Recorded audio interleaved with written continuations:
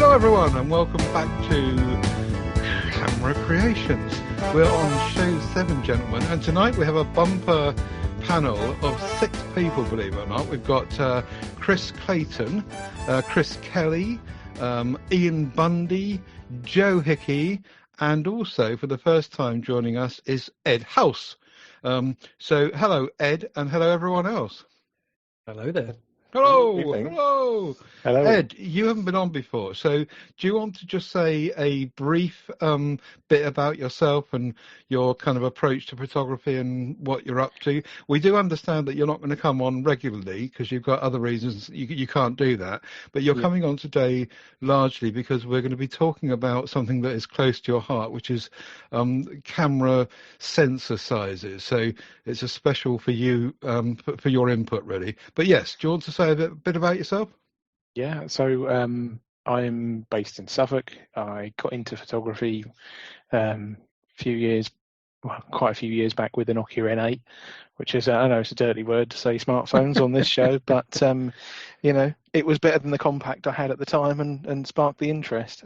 So from there I went to Panasonic FZ200 first, so I got into bridge cameras and then from there the gas took hold and I went into Pentax SLRs, DSLRs, and then after a random sort of I'll give that a go purchase for, I think it was a combined total of about 170 quid for a GX7 with a little 12 to 32 lens. And after that I was like, no, this is good. I like micro four thirds. I will buy pretty much anything if I can get away with it, but as you've no doubt seen in the group, but I know most of what I get is I tend to be focusing around macro and wildlife generally at the moment, but I'll give anything a go if I catch the inspiration.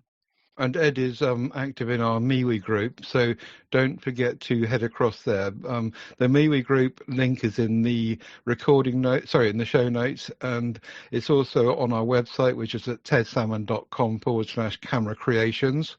So yeah, come and join us over there. There's also a link there to the Camera Creations shared album in Google Photos, where all the participants in the show will be dumping their pictures of the stuff we're going to be talking about on the show this evening. So lots going on. So do get stuck in, and we hope you enjoy it for the next hour, nattering about cameras and photography, and not after now a phone to be mentioned. So we do start usually by just doing a brief catch up with whoever's got anything to say about what they've been doing since the last recording. So I nominate Chris to take us away on that one. Hello, Ted. Yeah, I won't keep you too long, so I know Ian's had a busy couple of weeks as well. I didn't get out anywhere exciting, just my usual trips down to Brighton Beach. The pictures are in the group. So the first weekend, every Saturday morning, I try and get down to Brighton Beach, take a different lens each time just to see what I can get. I always go with pretty low expectations, and just if I can get anything, I'm pretty happy. But the first weekend down there, you'll see I got some nice storm clouds, purple hues. It was raining quite hard, so I just chucked a black mist filter on solely just to protect the lens from sea spray. But I think it did help the atmosphere of the scenes there, kind of diffuse light coming out of a purple sunrise, some pretty dramatic clouds. So I think there's like four photos I put in the group. I think the one that I'm most keen on is the sort of the bench angled down reflection. There's a bench in the foreground and a sort of dramatic sky in the background, and the black mist filters kind of taking the harshness out of the light in the sky. So yeah, I'm quite happy if I can get anything, to be honest. I never really go expecting much, and I got a couple there. So that was a couple of weeks back. And then last weekend, I took the drone with me. Hadn't flown the drone for a while, and had even better skies, very dramatic skies. And there's a couple of photos in the group there. These are 9-shot panorama photos. So you've got the entirety of the sky, you've got the sunrise, and you've got quite dramatic rain clouds in the back. And for a small sensor drone, I'm really happy with how it's come out. There was a question in the group about how I do the stitching for these 9-shot panoramas. So the drone takes the 9 photos automatically, and it does give you a JPEG final image, but I don't use that. I actually take the 9 individual raw photos that it captures, and I stitch them together myself in Lightroom. That way you get much better versatility with how you do the optical corrections, and also you can change the perspective yourself. So the DJI pano that it gives you crops out quite a large chunk, but when you do it yourself, you can keep much more of the final image, which is why you can see on these pictures you get so much of the scene captured there. So I'm pretty happy with those panoramas. And also on that same day, about sort of 15 minutes after those were taken, I walked a little bit down towards the Brighton Palace Pier, and you'll see that there's a 5-minute long exposure. That was a kind of the edit I've done there. It's a little bit unusual for me. I would normally do a black and white edit for that because it's kind of dramatic skies with not too much colour. But as it was sunrise, there was kind of an orange glow behind me, and I've exaggerated that in the edit. And I've also kind of darkened the skies in the background. So I'm not sure what you guys think of that, but kind of took a chance with the edit. So open to feedback. But lastly, couple of drone shots over Brighton Marina. My favourite shot of the last 2 weeks is this very simple top-down sort of, I don't know what you call it, boat park. The jetties Marina. where the boats are lined up. Yeah, very simple, kind of minimal shot, but I really like it. It's kind of pleasing, it's sharp, and it's got a lot of contrast in the colour. And then there's another 9-shot panorama. You can see the entirety of Brighton Marina all the way out to Worthing if you pixel peep. So yeah, 2 weeks, no special trips, but just some sort of run-of-the-mill Brighton photos that are okay. I think that's all I can say. They're okay. Anyone? Any thoughts? Yeah, I like the edit. I was going to say, like, the colours match the Brighton sign and give some balance with the stones at the bottom as well. So yeah, I quite like what you've done with that edit. I would recommend anyone that sees it in MeWe to look at this Google Photos album, because it's so much. The colours, I don't know what MeWe's doing to the colours, but it's much more vibrant and much more crisp in the group. I agree. Yeah, but cheers, Joe. Yeah, I appreciate that. At least someone likes it. I've noticed in MeWe just recently, whenever I put a photograph up, I get a message come up that says, "This is too big. We're downsampling it." So at least they're telling you now. I think they're doing something to the colour space or something, because the colours are going a bit strange for me when I upload things into MeWe. Yeah. But you get the idea. Yeah. Anyone else? Any thoughts before we move on?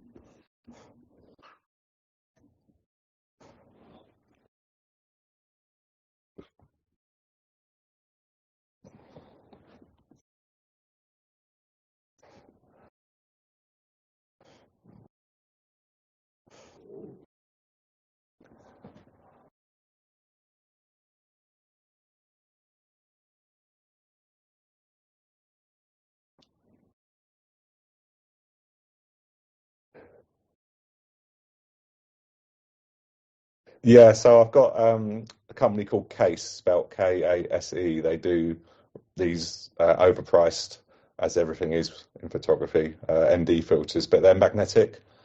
So you can sort of stack them on top of each other. You can put sort of polarizers on top of ND filters. But this one was, I think it was 13 stops. So it'd be one 10-stop filter and then another 3-stop filter to give you a total 13 stops. And that was a 4.5-minute exposure there. Which is about as long as I can be bothered to wait around, to be honest. But you can go, if you do 16 stops, I think it was saying it was sort of 25 minutes. But yeah, that's a long time just to stand there. Very good. Okay, Ian, you're next. He's gone. No, Hello? I'm back. Is he there? Yeah, just following on from Chris's, I love the overhead of boats. I think that's epic. And again, similar one with you did of the pier, which I really loved, which looked like an oversized lollipop, which was the end of the pier, which was really cool. Yeah. I think they would make a really good panel if you could get a selection in that sort of. For me, the colour, the turquoise, really brings it out. But I'm sure there's a collection or something you could put together on that would be really good. Well, that photo of the pier, that is the photo that I've sold the most of on my website by quite a long way, which is ironic, really, because it's a tiny mobile phone sensor that sold the most prints. Well, the big 60 megapixel camera, is lagging behind. Something's telling you that, but yeah. I mean, I think a collection of those that could be a sort of style. It does resonate definitely with me, and say that the overhead at the end of the pier was really, really cool. I might add that in just so people know what we're talking about. Yeah, into the photos group. Anyone else to see that, it looks really, really cool. So, cheers. Really busy for me. Last couple of weeks, I was Silverstone. I managed to first time this year in the overalls and helmet to shoot the European Le Mans series. So to be a photographer, you have to wear full race suit, fireproofs, and a helmet to have access to the pit lane because they have refueling on cars. So it is super scary sort of stuff. You have to have your eyes in the back of your head and stuff like that because they don't stop and run you over. So, but that was a lot of fun. I took some images for an agency that focus on women in sport. And the main thing I was trying to do was focus on Jamie Chadwick. She's an ex, I think it was the W Series where she won. She's super, super talented. She does she does the co-coms on the Formula One as well for Sky. So I went there, spoke to this agency, said they could do a piece on her, and luckily enough, she won it as well, which was pretty cool. The fun bit for me was it rained as well, which is for me is always adds something to the photography, because a lot of the time I come back from races and go, it's just a car going around a corner, but you could have some fun with the edits with that. And there was a couple of images. The one I was most happy was one down the pit straight with a red and black car, the United Auto Sports car. I really like the edit on that.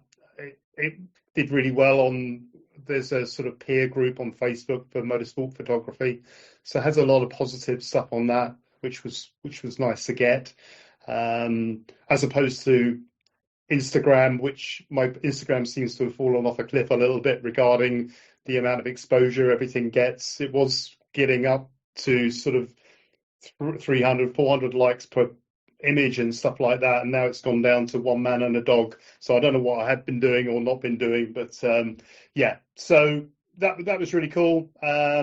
Managed to have a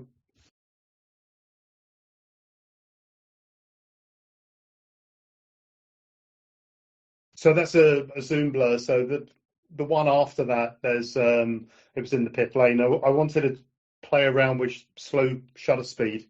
So I was doing a few which focusing either on the mechanics as the car comes in, so the car will be blurry, or focusing on the car, which blurs out the pit crew. This one here, I think it was down to maybe a 20th of a second or something like that, with the car coming out of the pit after being serviced. I can never get if it's good or not, because there's still, I hate having blurriness, but the whole point of the picture is it needs to be blurry. So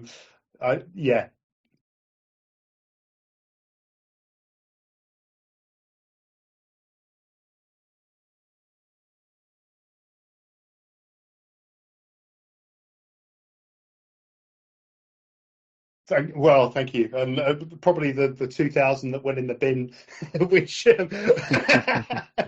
was one in there, but we don't talk about them ones. No, not at all.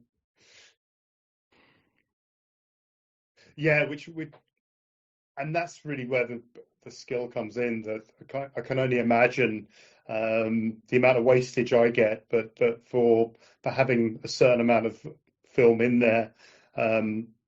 I remember having a chat with photographer called Mark Sutton, who's really famous for motorsport photography. He took he's been doing it since I think the 90s, and he used to do film, and he did an iconic shot. I'll put it in the group, but he did one of the flying. It's called the Flying Thin, which is Mika Hakkinen with all four wheels off the ground. And he was saying about how he took the image, that he took it on film, and he didn't know if he got it until the film came back. So it was this waiting process that he said, I think I got the shot, and I'm hoping it was sharp. And the resulting image was epic, because it was like a Formula One car flying. But having that wait until that the images come back must be quite challenging.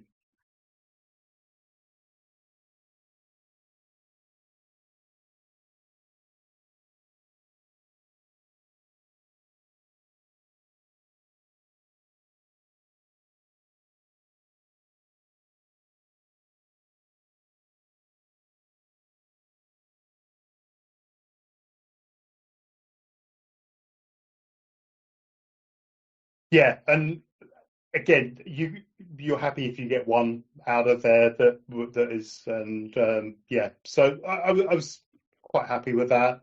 There was a portrait. I have uploaded a load into the shared folder. There was just a few that I was going to talk through. The other one was there was a mechanic. I've got this thing about reflections, and the reflection of the car in his goggles.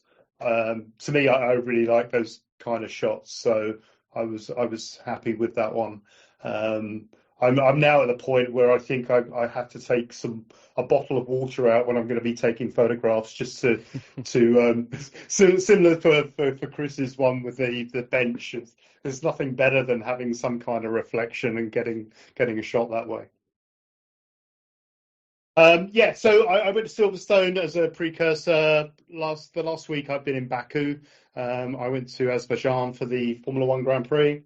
Did some work for a French agency, MPS, which was my first street race, which is super challenging because the whole of the track is in the city centre. It's like Monaco.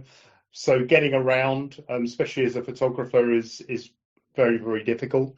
First one I was happy with. You've got the iconic Flames hotel and the rear shot of the car going round there, which was pretty good. But again, it was as an experience for me. It's always a learning piece, but also being so close to the cars. This is the fastest circuit on the calendar, and being so close to the cars as they're going round is quite a buzz. The second image, I was hanging out of a window, a photographer's window, to shoot Fernando Alonso, and how close they get to the wall is you just feel the wind as it's coming round, and you've got to have a little bit of bravery to stick your camera out there to get that shot. So that was quite an exhilarating and enjoyable experience, should I say. I think that's a good point there. Sometimes what you do to get the shot. Yeah, that's the memorable bit. I think that's the whole. I think for me, when you go out and shoot, I know it was similar with Chris, that it's that the experience of taking the shot and stuff like that, and how you get it is the memorable bit, maybe more than the output. So yeah, that was pretty cool, and again, very, very close and quite exhilarating. I got a portrait. I was in pit lane for FP3. There was quite an interesting girl who's one of the mechanics for Aston Martin. I thought it was quite an interesting shot of her expression, and she wasn't posing or anything. She was just, again, waiting for the car to come back in. I thought it was quite interesting. Nothing special about the image, but it was quite an interesting subject. I like that one because it's quite alternative, isn't it? You wouldn't expect that No. sort of alternative, sort of looking lady to be in the pit, and I think it highlights that orange goes well with green. Exactly. Yeah. And one thing about the track, it goes through the town and past the Gothic castle. Again, another hanging out the window with actually getting to use my wide angle lens for a change, and trying to shoot the cars coming around the corner. Again, basically hanging out with the camera and shooting, which was quite fun. Probably my highlight for the weekend. We've got a good shot of Max Verstappen, him in the car. I was happy. It's probably the image of the weekend, to be honest. Details unreal. Yeah, I was just going to say, and that is probably the best photo I've seen you post. It's fantastic. It really is. Yeah. I don't know if it's because it's Max Verstappen or, if it was someone else there, whether it had. But it's like he's looking through your soul. You've got him staring right down the barrel of the camera, and I love the way that you've got I don't know what you call it, the halo thing that they have, kind of framing him. It just works so well. It's definitely something you'd see on the front of a motorsport magazine or something. It's a really terrific image. Yeah.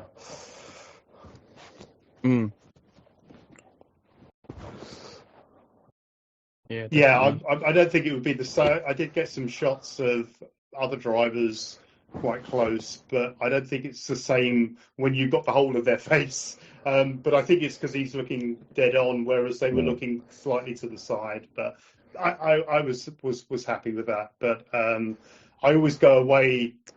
You compare yourself to other photographers, and there is some really talented people out there. So I always come away after this. It's sort of 14-hour days. It's really hardcore producing images just for quantity. So you lose a lot of maybe the artistic flair that you would like to put into your photography is sort of lost a little bit, and you turn into a bit of a machine just to get images out. So, but I think a few of the images were sold, none of these ones, but there was again, it's normally just a car shot that they use for a web page or something like that they'll sell. But yeah, epic experience. And lastly, I managed to get to Southwold today. I went out there with the wife and the dog, and actually took the camera and had a play around with a little edit on some beach huts. Nothing special or anything, but it was,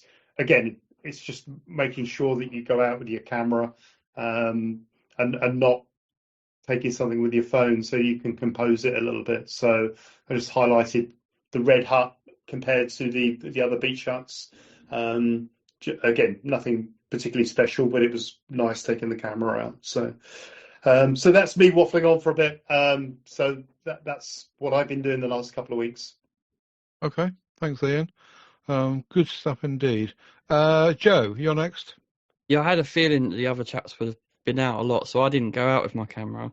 I did, however, I'm filming an unboxing of an iPhone with my new 50mm lens. I thought I'd give it a go with that lens, and it came out all right. I thought it came out quite nice. I am on annual leave at the moment, so I will try and get out before the next pod, I promise. Okay, CK.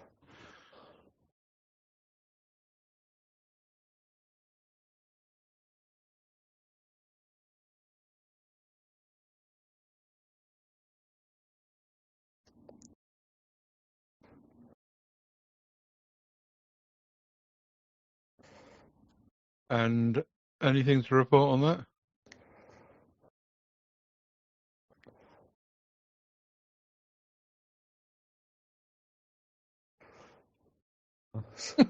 Well, there's a whole YouTube channel there. Yeah. There's probably a business thing there. Very good. Okay, right. Chris Clayton, over to you now with rumours and news. Okay, fair amount. So let's crack on. The big rumour that's just broken, my old friends at Sony Alpha Rumours, is the Sony A7 IV is finally being leaked. long overdue. This was meant to come out earlier this year, but with all the tariffs and whatnot, it sounds like it was delayed to the back end of this year. So we got a rumoured October, November release date. This is the successor to the A7 IV, arguably the most successful mirrorless camera of all time. So this is going to be a big deal.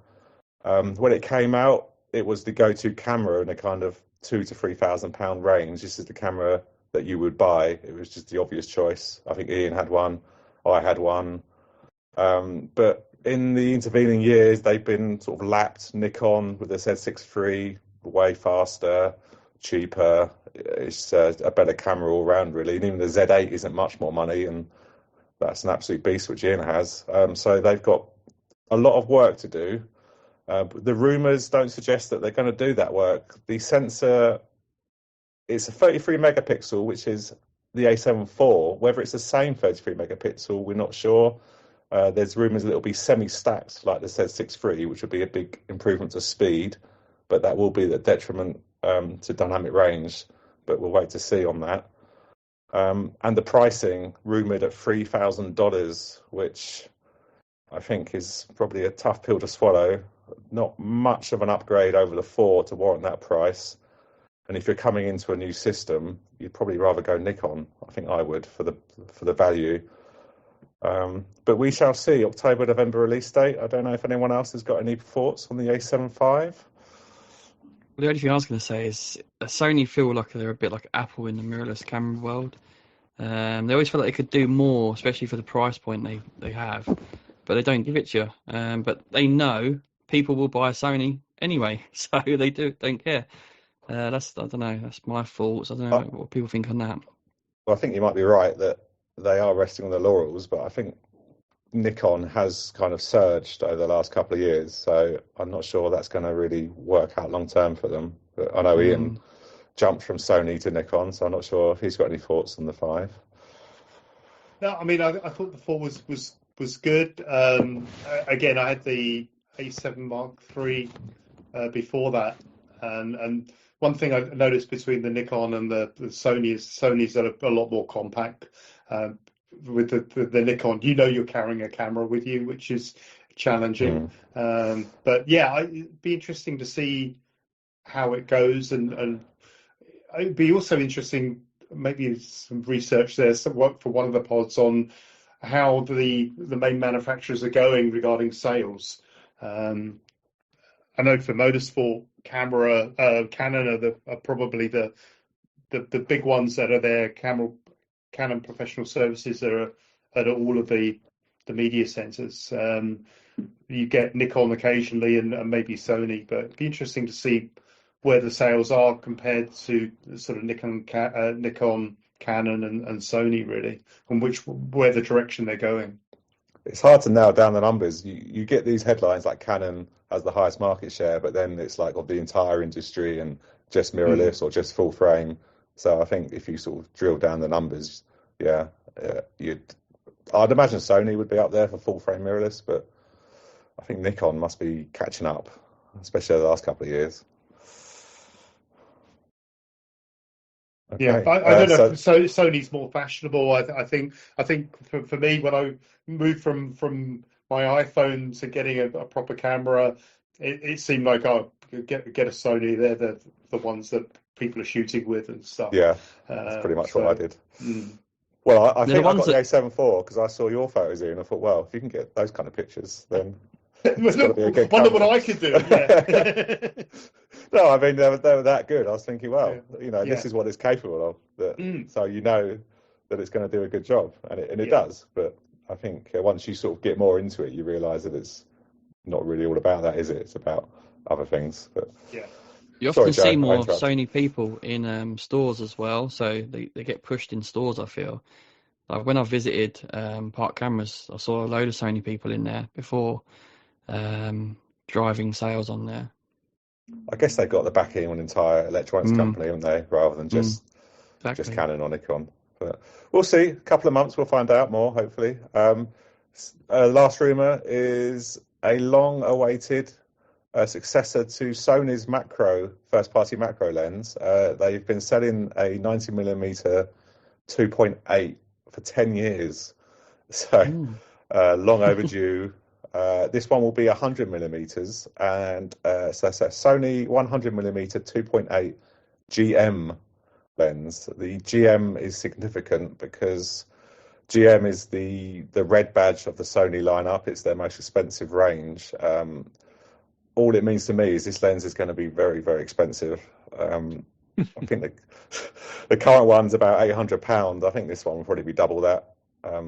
Bearing in mind it's newer and it's a GM. The last one was just a G, so we'll see. But for macro users, I think this is going to be a stellar lens. Okay. Yeah, I think it'll be a great lens. The f-stop's great for macro because I'm actually hoping to get a 100mm f2.8 Lumix lens for my birthday, funny enough. And I've added a link to Micro 4 Nerds. I don't know if you guys have heard of her. She's really good.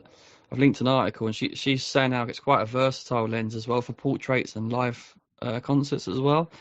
But yeah, it's a nice lens, I think.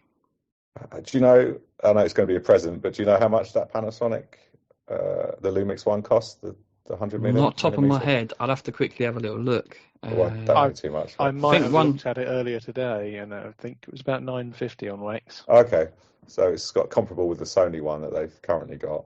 But yeah, I think this GM will probably eclipse that by quite a fair margin. That stands for G Master, does it? Yeah, G Master, yeah. But then they do the range down from that is just G, which I found to be just as good optically as the G Masters, but they tend to be a bit slower, normally f4 lenses.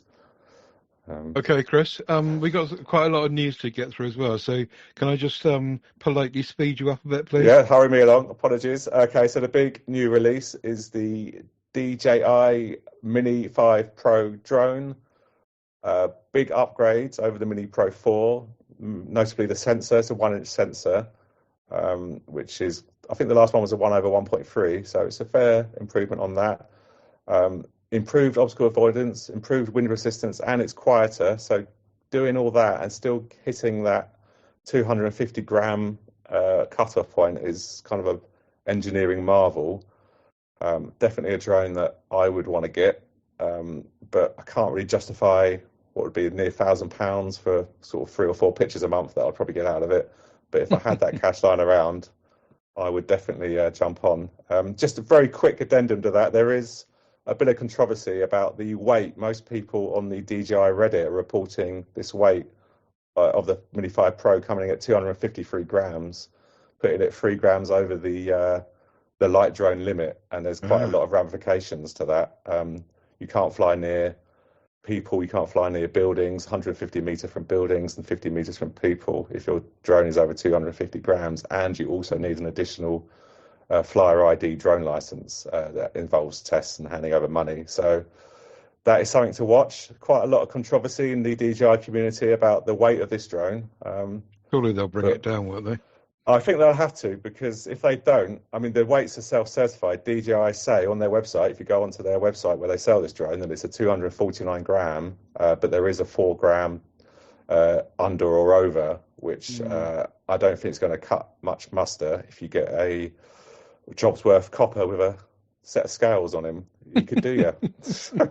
And he would be legally, well, he would be legally entitled to do ya if he wanted to. So this is kind of a big deal.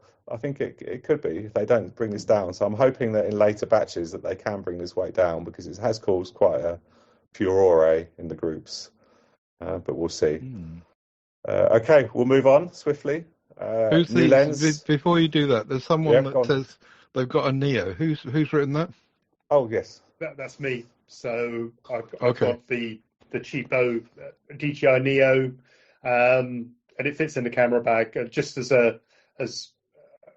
for the cost of £115 it cost me, but it still doesn't get much use even if I carry it around with me. So, but it's nice to have there. It doesn't have the quality that Chris's has, but it's nice to get the odd shot with. So, great fun.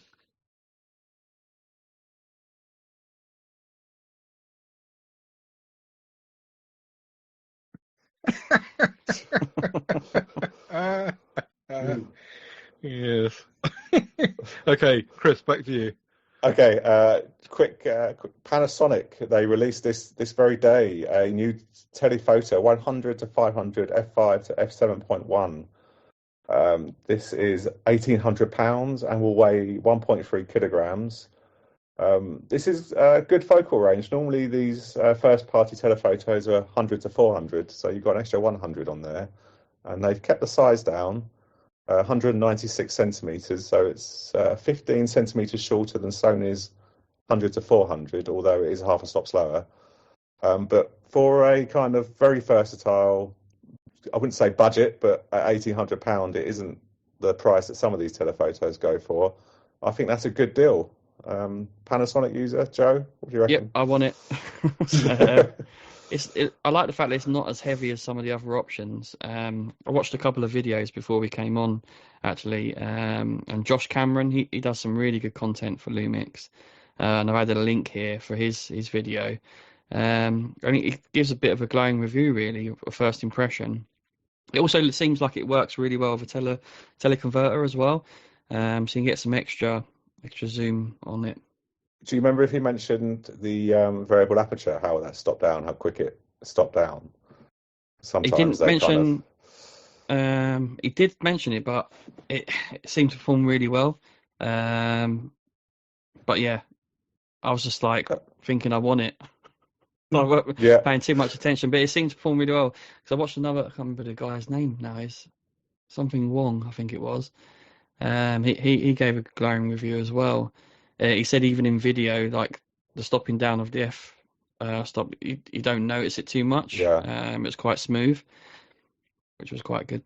It's good that Lumix are bringing out these first-party kind of high-end lenses, and at a good price as well. So yeah, them sort of filling out that L mount range even more, which is good news. They'd save up though still. Yeah, nothing. Even the cheap lenses are definitely not cheap, are they? No. So just follow on quickly from last week as well, we talked about the Sigma 20 to 200 on that same day that we just missed when we recorded.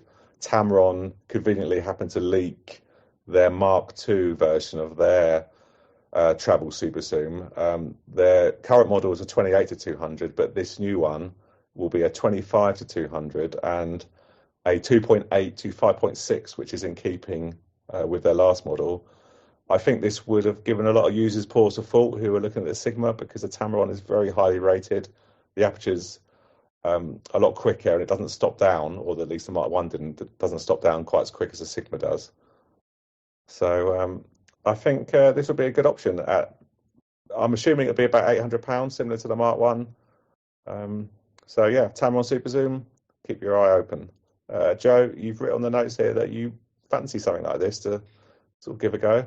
Yeah, I would like to replace my kit lens, which is 20 to 60. So that sort of 25 to 200 is the sort of thing I'd be looking at, and I get more idea of what focal lengths I like. And the hybrid zoom that my camera has would be great with that as well. Yeah, I don't know. I always think 24 to 70, a Sigma for your length, for your body would be a good option. It's very, very high quality lens, the Sigma 2.8. I think it'll be a similar price to this super zoom, but everything's a trade-off, though, isn't it, in photography? Yeah. Ed, do feel free to jump in when you want to. Is he there? Ed? I saw him writing. I saw him writing a note. Sorry. I don't tend to shoot very wide very often, which maybe we'll come on to later as why one of the reasons Micro Four Thirds kind of suited me. But I still think if I was spending money on those lenses, I would go with the wider one and take the flexibility even over a 2.8 lens, because just that'll probably stop down quite quickly. And being able to shoot wide when you need to, it's got to be better, isn't it? Well, 20 to 25 is quite a big difference, so I would be tempted to agree. And I don't like Tamron lenses, but that's another story. I've got a bee in my bonnet about Tamron. But anyway, we'll move on. Laowa, latest lens release from Laowa is a 180mm f4 macro lens. This is priced very competitively at just £500, and that is available on E mount, Z mount, L mount, and Canon RF mounts. But the drawback on this, and why it's probably so cheap, is that below 1.5 meters, the autofocus doesn't work. So basically, macro images will need to be focused manually. I'm not a macro shooter. I know there's a couple here who are. So is that as big a problem as I think it is? If I'll jump in first. For me, that would be a massive no-no, because Really? I don't have the time to set up a tripod. Most of our walks are most of the time when I get to shoot macros, it's if we're out on a walk as a family, and it's like, right, okay, I've got to get a picture in focus as quickly as I can, one shot, no tripod, just no messing around with it. So to sit there and to get an 180mm lens focused on something at macro distances is it's going to be shaky as well, isn't it? Yeah, and there's going to be no way to handhold that. I can't imagine it's a particularly light lens either. Big macros don't tend to be, so I think that'll probably that'll be a tripod lens, and I don't have time for that. Yeah. So I like manual focus. It's great fun to shoot manual focus, but it is all about time. And just like Ed, I don't really have much time. But when you have got the time, it's nice to dial in with the manual focus, I think. I think it's a nice experience doing it for something large, but if you're trying to use it in macro, I don't know, maybe I'm a little bit too spoiled in the modern age, but I genuinely find it frustrating, because you're talking about things like where you move a hair's distance, and then the bit of the insect or the flower or the whatever goes out of focus because the focal plane is so tight. I think it would just end up with where the lens, the camera, or both end up in a nearby river or lake.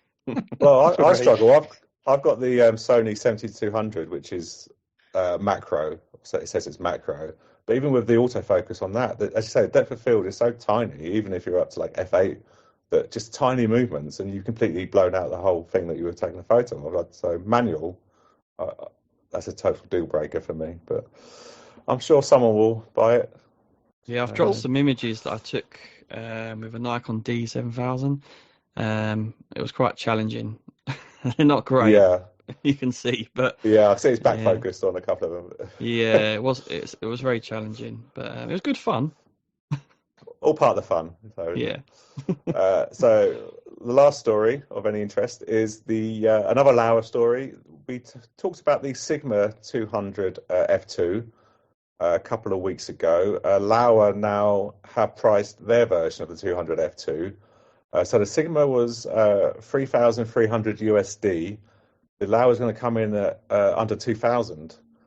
Still waiting on UK pricing, and this will be available on E, Z, and L mounts, but not RF Canon mounts. But I mean, that's a massive saving over the Sigma, and I think this is quite a niche lens, so people will be using it for sort of sparingly. I think it makes way more sense to buy this Laowa at 2,000 or the equivalent UK pricing than the Sigma $1,300. So yeah, I think that's going to be quite a good lens and a bit of a bargain in a couple of years. That'll probably be down near £1,000 used, and then you can pick one of these up and have a lot of fun. But I don't know if anyone else has got any ideas on the 200 f2 from Laowa. Well, the only thing I added was that if 200mm was a focal length I ended up shooting quite a lot, this would be one to keep an eye on, I think. It's a heavy boy though, Joe. This. Yeah. I think it's like 1.5 kilograms or something. Yeah, that's why that other lens we spoke about earlier is quite good. yeah, it's going to give you a lot more versatility, but so it's always a trade-off, isn't it?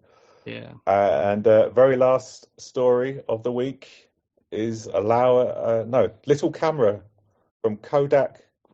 Can someone say this for me? Kodak. I think it's Charmra. Yeah, Charmra. Charmra. Right. I think so. Yeah, that's what I read it as. Right. This is like a key ring or something, is it? It's a little camera. Yeah, it's a tiny little camera that's a 2 megapixel thing, and apparently all the Japanese people are buying them up, and they're selling like hotcakes. and it's actually a bit of something and nothing really. It's a bit of a retro. It looks a bit like a 110 camera from the 1980s, and I think that's probably the general idea. But yeah, it's essentially a tiny little keyring camera, which, as we know with the Japanese folk, they love these kind of cute gimmicky things, and they're selling out all over the place. So not for us probably on this show, but No, well, not for me, definitely, but I'm sure someone will find a use for it. Could have been fun. Could have attached a little smartphone macro lens to it and see what little things you can get it into. Yeah, being a tiny little camera. Yeah, Joe, in its defence. Well, it's cheap at 30 quid. Yeah. It's cute and charming. You already mentioned that sort of thing. But is it for real enthusiasts? No, of course not. It's an expensive keyring, basically. We won't be changing our name to Charmera Creations, that's for sure. But I've noticed this is a trend. It's a bit of a thing that I've seen, especially in the motorsport side, that taking the disposable cameras and taking shots with those. There was a guy was with over the weekend who had his wife's Fuji Insta Mini, which was in bright pink, which is one of these instant cameras that comes out with a Polaroid and you have the image straight away. And he was the fun thing. He was taking pictures over the weekend and puts them in a scrapbook and to document things, but the images were awful. It's more the tangible thing, but all of the images were really poor quality, and I guess you would have the same. It's just that thing that you would probably post on Instagram. Look, I took this picture from this camera, and it's rubbish, sort of thing. But I don't know. The only thing I think could Instagram. be good for is it for a little gift for a little one, like their first little camera, maybe. Well, apparently people have taken these little instant photographs and sticking them all over their fridges, and teenagers are all giving them to each other. You had a thought, Ed? Yeah, I'm just for the fact that it's 25 quid. Yeah, fine. Be something new to play with. See what you can get out of it. It's something to explore. But then, as you all know, I'm not averse to buying something weird just to see whether it's any good or not. Very good. Okay, and my last one is the £120 GF2 bolt-on flash for the Ricoh GR4 and most of the other Ricoh GR models. Actually, it's really cute. I didn't know they did this, and another reason to consider the GR4 when I win the lottery. Because I used to love using my little flash guns and slaves and stuff back in the day with photography, and I used to just find that the flash photography that particularly Nikon gave me was just so clever. The fill flash and the curtain sinking and the whole flash photography thing. I'm sure CK, you'll agree with me on this. It used to be just we've moved away from flash photography just to a large degree for normal photographers these days. But back in the day, I used to get huge enjoyment from flash. Any thoughts?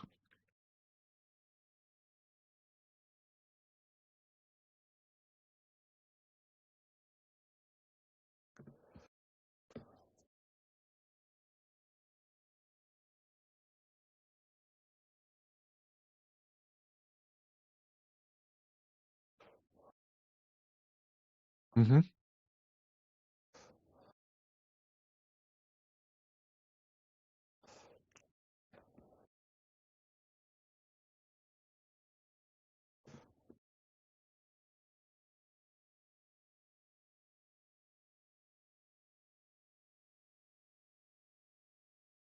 Yep. Is Right. that is that first party, Ted? Is that from Ricoh, that flash? Yeah, it is. Yeah. And that's why it's 100 and actually it's not 120 quid. It's 167 quid. Right. I was going to say that seems cheap for Ricoh. Yeah. Charles Winston, the group, he's got a Ricoh GR3 and he's done street photography with a flash. Maybe get him on one time. But yeah. He got one called I think it's Q-Pix. I think it's about £100 on Amazon, but he got some really good results with the Ricoh and a flash. So I think you can get good stuff with that. I'd love to. If I had the Ricoh body now, I think I could go a bit mad with extension lenses and all sorts of. There's an optical viewfinder, which is, Yeah, they got a lot of accessories. yeah, it'd be pretty good fun. Ed, before we move to our main part of the theme for the show, you had one more thing to add?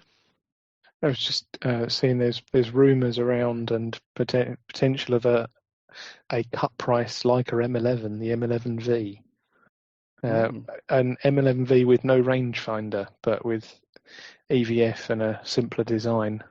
It seems like the rumours are they're cutting a few of the specs. I somehow doubt that the ensuing discount would make it cheap enough that I'd want to buy it, though.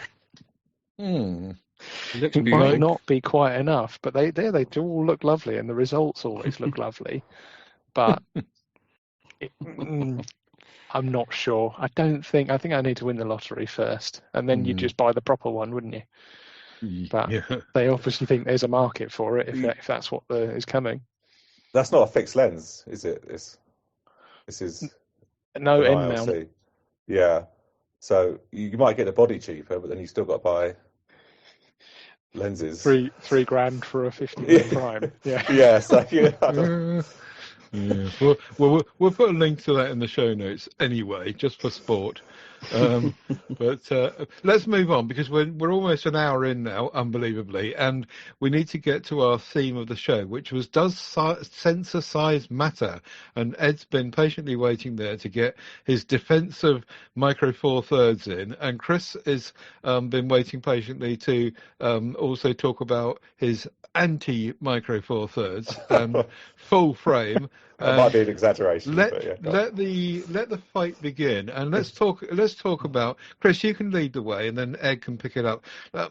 Tell us all about why sensor size matters, or why sensor size doesn't matter.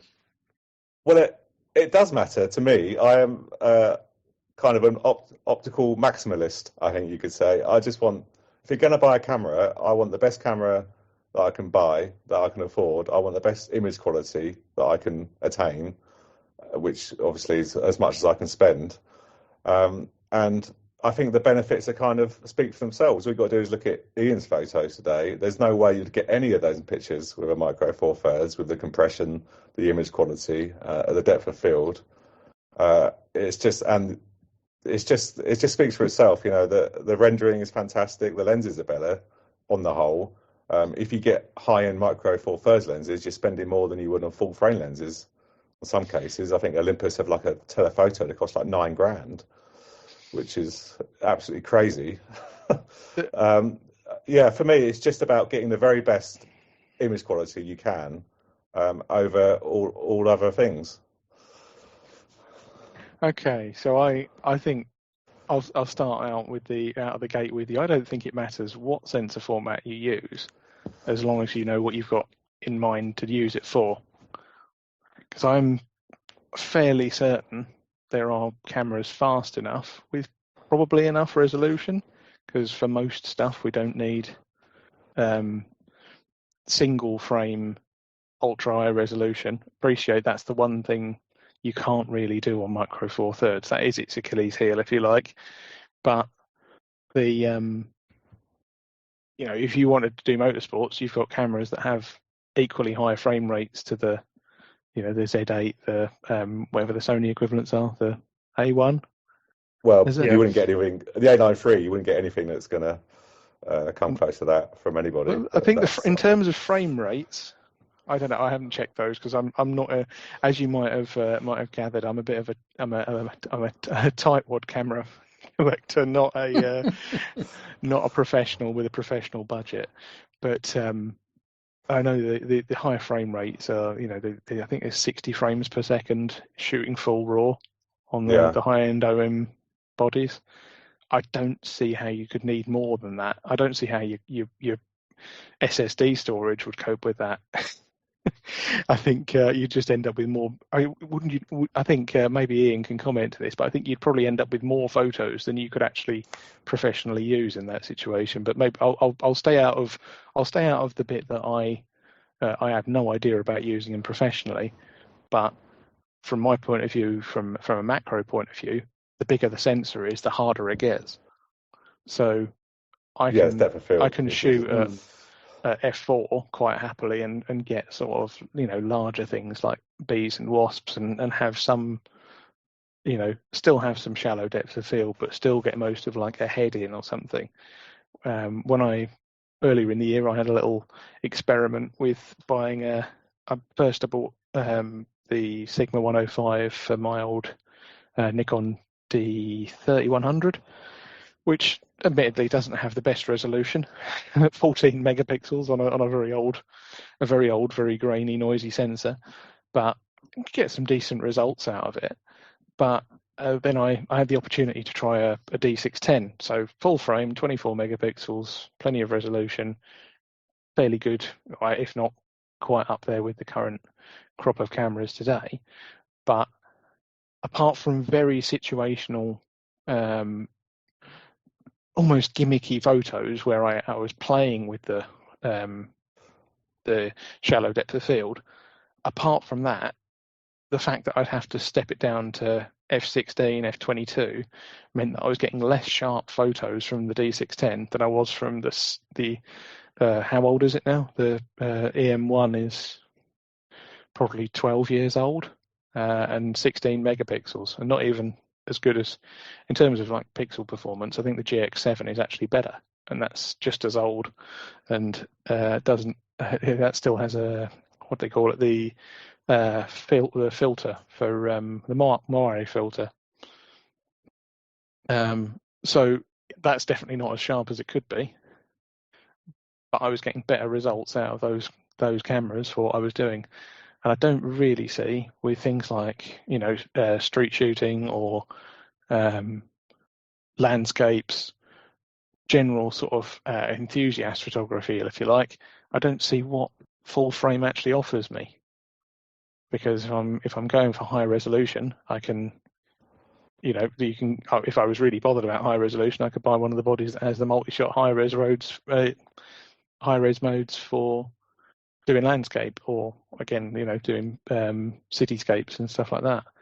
But the benefit I get in most cases, there are probably edge cases, but in most cases, they're a hell of a lot cheaper and a lot lighter. So, you know, if you look at like a typical the equivalent of you can have a 600 millimeter f4 on Nikon Z. I think I've put my links the wrong way around. Apologies, I'm confusing myself. Yep, okay. You can have a 600 millimeter f4 Nikon Z, and that's going to cost you £11,000 used. I'm looking at it used because that's what I buy. I don't buy new. Where there was an option to buy used, I've gone with those prices. So that's £11,000 new. Used, and it weighs 3.2 kilos. And the equivalent, which is a 300 millimeter f4 on the Micro Four Thirds system, is 1.2 kilos and £1,500 used. That's quite a bit more attainable for me. Yeah, but I wouldn't say they are equivalent. I would say an equivalent would be a 600 f8. I know the aperture is the same across sensor sizes. No, I know they don't, because no one would buy a 600 f8. No one would buy a full frame and then put a 600 f8 on it, 'cause it's pointless. But when you think about the use cases, the use case for that lens is generally you're going to want reasonably high shutter speeds. If you're using that for birds or, you know, other wildlife at a range, you're going to want an f8 because of that. But you are going to want, you know, if you can have an f4 at 300, that's better. And you're probably going to not be worrying too much about the depth of field that you might lose going from f4 to, you know, an equivalent of f8.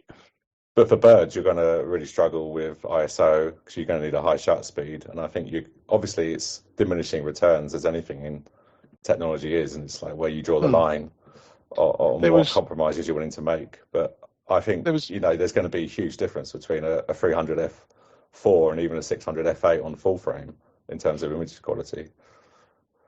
I think there was a good video actually which explored this. One of the guys on the group, Adrian, shared, and basically it came down to, yes, there is an image quality difference. You can see it; it's there. Even on similar resolutions, it's definitely there. But the question is then, how much do you actually need that difference? If you're doing professional shooting, then maybe you do. But I think we need to delineate between need and want. Because I don't need any of the stuff I have. No, nor I do could just I. use my phone. Really. So Yep. We're in the it's same like boat there. what we need to spend on what we want, and I am one of these sad gits who gets home and I do press the 800% zoom in button and try and read a sign a mile away with my 60 megapixel camera, and I think, oh, isn't that nice? And obviously no one's ever going to see it except for me. But I do think there's a case to that, though, that actually a lot of that sharpness is the lenses you've got. You've got decent lenses. Those pictures would look sharp on your A7R5. They probably also still look sharp if you put on an old A7. Back on whatever that was, 24 megapixels. They'd still look sharp then because they're good lenses. Yeah, and this has been my issue with APS-C on Sony, is that all the money goes into the full frame and the APS-C lenses are compromised. Whereas the Fuji lenses, they put all their money into them, so they're better, in my opinion, than the Sony APS-C lenses. But if you want the best glass on, I don't really know enough about Micro Four Thirds, but all I know is that Olympus have put all the money into the glass, but you pay so much for it. It's but it is still cheaper than, well, from what I looked at a few examples. So again, like a 70 to 200 equivalent. So standard, as I'm told, not that I've ever been one, but a standard, for professional photographers type lens. You've got a 70 to 200 on Sony. Is where's my spend? So 2.5K new. They didn't have any second-hand ones for me to compare the prices on. 2.5K new, nearly, and weighs a kilo. So that's still fairly light. The old digital SLR ones, I think, were probably slightly heavier than that.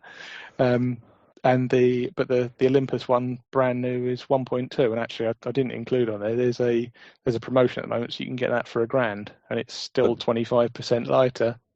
I'd counter that and say the 70 to 200 f4 Sony lens, which I own, is about 1100, and I think that's going to give you, noticeably better images than an Olympus would. I think, again, I suppose it depends on what you look at for image quality. So I've shared a few in the group this week, like a couple from a gig I went to on Tuesday, and I look at those and I don't see any lack of sharpness. I see that, and these were taken with the base level, so not the pro version. Bear in mind, again, like whatever it is, 13-year-old camera, and the base level 45mm 1.8. And I was focusing on keeping the shutter speed right, but I was letting so I was on the shutter speed priority and keeping the letting the camera do the rest. And most of the time it's sort of fairly well wide open. And I say I'm not seeing any lack of sharpness there. But then and what I've sorry. Sorry, I was just looking at the pictures, and I've done some gig photography, and they're super sharp, yeah. And so, what camera are we using for that, and what lens? Most of those were the GX7, which, like I say, is aging now. It's barely just about holding itself together. I've had to rebuild the viewfinder once, but the Olympus 45mm 1.8, so which you can get for about, I think I bought mine for 120 quid off MPB. Wow, yeah. So the camera cost me £91 because of the condition it was in. Nice. So yeah, you can't really argue with a bang for buck down at that that kind of pricing, for sure. And I think if I wanted to print these out bigger, all the detail that I want in that picture is in that picture. I don't want the pores of the people in there. They don't want me to have the pictures. I want the pores, Ed. No. I want the pores. No, I would want that as much as I could afford to get in those images. I must confess. I'm with Chris on that. If I wanted to print those, and that resolution doesn't go high enough for me to print that at 300 dpi, I'd just use an upscaler to smooth it out so that you don't see the pixelation, because the details that I want are in there. I don't think there's any benefit to those pictures to having any more resolution there. I think the best image you got there is the one with the white lights kind of forming a triangle. Yeah. That's the best image. I really like the composition. I think it's got a great kind of contrast, but I think that image would be improved if it was taken on a larger sensor. I think I can see in the metadata is at ISO 1600, and it looks quite noisy and all the details lost in the singer's face. I think that would have been improved with a larger sensor. So I think for low light there is obvious benefits, but again, you do have to pay for it. Yeah, I can see what you're saying there. But I would say actually you're already seeing more than you could see as a person at that gig. At that moment in time, his face was completely in shadow.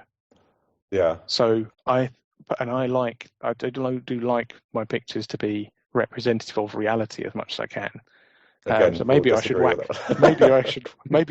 the contrast up a bit more. But actually, I think my best photos, the ones I like the most, are actually ones where the limitation of the camera comes in. So this one I don't think would be as good if those rays of light were any better defined. If there was more, that if they were less blown out, I would say that would detract from the image, because those lights were bright. They need to be bright in my mind. Whenever I look at a photo, I'm always thinking, how would I edit that? And then obviously you get a lot more to edit with. I'll send you the file. I look forward to seeing what you do with it. It's just the way, I think it's just how you look at photos and how you work with them. It's all I look at is, I would do this or I do that. And obviously knowing you've got more information is always going to be beneficial when you're editing. I mean, it's a great photo out camera, obviously, but that's another advantage. Let's take the example of the foyer, Ed. So you've taken a couple of photographs. These are in better light, and they're not of a moving subject, and it's not really, really dark. So maybe the two of you could have a quick look at one of those between you. Yeah. So I know that if I area pick the very stairs, Sorry, Chris, talking over. That's all right. No, it's fine. You go, Ed. You go, mate. I was just going to say what I did here was literally just with the JPEGs, because I've only been home a short while this evening, but I just took the JPEG and boosted it, so made it brighter so that it was a bit easier to see what detail was packed away even just in the JPEGs. Okay, and Chris, I was just going to say I can tell that the shadows have been raised. You can see a lot of noise in the shadows. Because I know that that's quite dark where that picture was taken. I've taken a few pictures there myself. And again, you're going to get a lot more shadow recovery on a large sensor, way more than you're going to get on a smaller sensor. But we can generally get about 3 stops before it gets terrible. That was just on if you're using the RAW, but that was obviously just on the on the JPEG. I think on the JPEG. Ian, any thoughts to jump in between the two views here? I've done so. I love seeing the gig photography because I've always tried again to find a way to smuggle my camera into a gig, and I managed to get my Sony into a Gary Newman concert as well, which I was super happy that I got it in the crowd and had a proper camera, not my iPhone. But I don't go down to that sort of technical level, I must confess, and I would just want to have the very best that I could get to try and recover as much out of the photo as possible. So I again, from the quality of the photos I've seen from Ed, with what he shot it with, is super amazing. But I would always like to have something better to get more out of it, I must confess. But that's just me. So I suppose that's also my luxury, isn't it, Ed? Sorry, Ian. I'm Ed. That's my luxury as a hobbyist. I'm only thinking about what I want out of the picture. I'm not really thinking of selling. I don't even have a thread to put these things on anywhere. I just do it for my own enjoyment. So if it's blown out and no one likes it, I don't care. It's just for me or my memories or my amusement of the moment. I wouldn't want that pressure. No, I don't think I could handle it. No, that's fully right, and I lose a lot of the pleasure out of photography. And my favourite pictures are probably the memory, and again go all the way back to what we were talking with Joe at the start. Is that memory of taking the picture? I think for me is the fun of photography, and getting representation that you can. You see the image in your head afterwards as well when it reminds you. But capturing a memory. Yeah, there's a tagline there somewhere, isn't it? But, yeah. There's a difference here between at one extreme we've got Chris's near OCD levels of wanting to just get as much as he possibly can out of any image, whereas Ed's view is very much as a more hobbyist kind of, this is where I was in this concert and this is what I saw and that's what I want to remember. And there probably isn't any right or wrong answers here. The different benefits and pros and cons of what we're talking about are probably. Joe, let's have some thoughts from you, because you added some notes here, quite a few notes about your thoughts on the whole topic. So what do you reckon? Yeah, I won't go too far into what I've written, so I don't want to overrun too much, but I think it's horses for courses. Like, when we live in a world where some people like to add grain to their image. That's me. Yeah, so would it matter if you had full frame then or not? But yeah, I was seriously debating before I got my S5 II of getting a Lumix G9 II, which is 4/3. And there was loads of reasons why. Some of the things that I'll quickly go through, like it has really great stabilization, like amazing stabilization. So for handheld long exposures, for vlogging, stuff like that, it would have been superior to the S5 II. The S5 II is no slouch, but it would have been better. The electronic shutter is amazing. It's a little bit lighter as well, and obviously the lenses are lighter. So and obviously with crop sensor you can get further zoom with lighter lenses, which would be great when I go to the zoo. So that was my thinking with potentially getting the G9 II, but ultimately I ended up getting the full frame. People like Chris was in my ear saying I should get the best quality. And to be honest, because of I want to do video recording as well, I wanted a really good hybrid. The built-in fans for the S5 II was a factor. There's less noise, especially on low light, which is good for both stills and video. But I mean, my level probably wouldn't have mattered which camera I got, if I'm honest.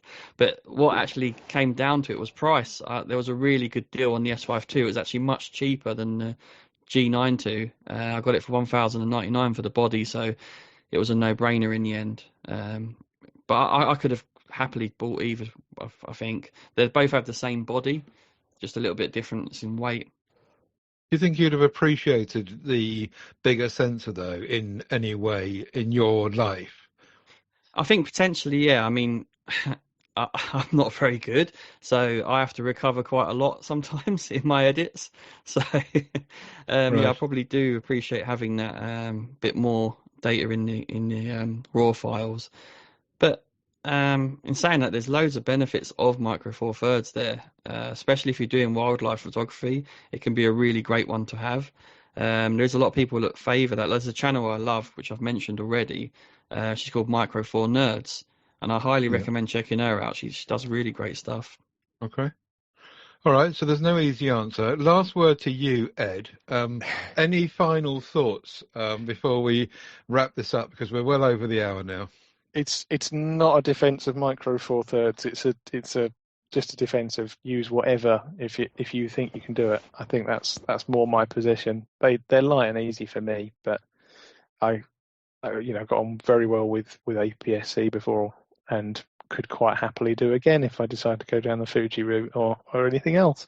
But as Chris saving for medium format now. Oh, if I could, Ed, I'd be walking around London with my Hasselblad XD2. I would. but unfortunately it's slightly out of my price range. But... And then it'll be a 5x4 plate camera. Yeah. Perhaps we should do a lottery syndicate between us, and then we can all get the cameras we want. Yes. Right, okay. Thanks ever so much, Ed, for joining us. It's been great to have that debate, which has been a long time coming. Thank you all for joining me as well. Chris Clayton, Ian Bundey, Joe Hickey, Chris Kelly, and as I say, Ed.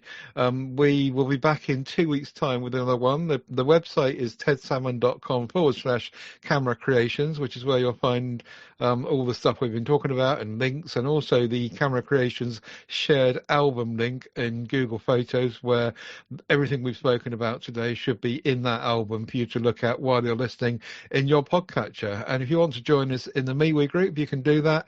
We'd love to see what photographs you've been taking with your proper cameras and not phones, so do head across there. And yep, we'll be back in a fortnight. Thanks all for listening. Bye-bye. Bye-bye. Bye now.